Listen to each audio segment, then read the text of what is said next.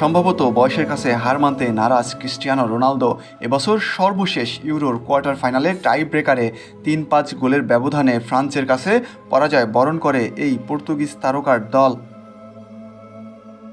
চলতি আসরে দলের হারের পরপরই অনেকেই বিদায় জানিয়ে দিয়েছেন প্রিয় ফুটবলকে, তবে রোনালদোর পক্ষ থেকে তেমন কোনো বার্তা পাওয়া যায়নি।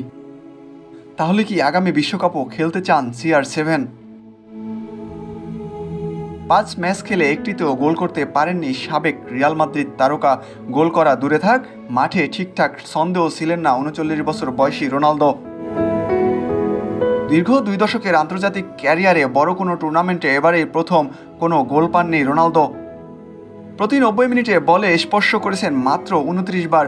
রোনালদোর এমন পারফরমেন্স নিয়ে সমালোচনা কম হচ্ছে না। অনেকেই পারফরমেন্সের সঙ্গে বয়সের বিষয়টিও টেনে রোনালদোকে অবসরে যাওয়ার কথা বলছেন। যদিও এর আগে রোনালদো জানিয়েছেন এটাই হতে যাচ্ছে ক্যারিয়ারের সবশেষ ইউরো টুর্নামেন্ট। সে কারণে অনেকেই ভেবেছিলেন পর্তুগালের বিদায়ের পরপর হয়তো আন্তর্জাতিক ফুটবল থেকে অবসর নেবেন সাবেক রিয়াল তারকা। কিন্তু রোনালদো বা পর্তুগাল কোচ রবার্তো মার্তিনেসের কথায় রোনালদোর অবসর নিয়ে কোনো ধারণা পাওয়া যায়নি। এদিকে রোনালদোর অবসর না নেওয়ার কারণ জানিয়েছেন সাবেক চেলসি তারকা আদ্রিয়ান মুতো।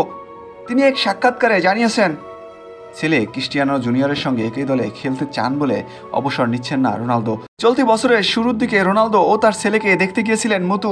বর্তমানে ক্রিস্টিয়ানো জুনিয়রের বয়স ১৪ বছর। মুতুর ধারণা আগামী ৩ বছরের মধ্যে সৌদি আরবের আল নাসেরের জার্সিতে একসঙ্গে দেখা যেতে পারে রোনালদো ও তার ছেলে রোনালদো জুনিয়রকে।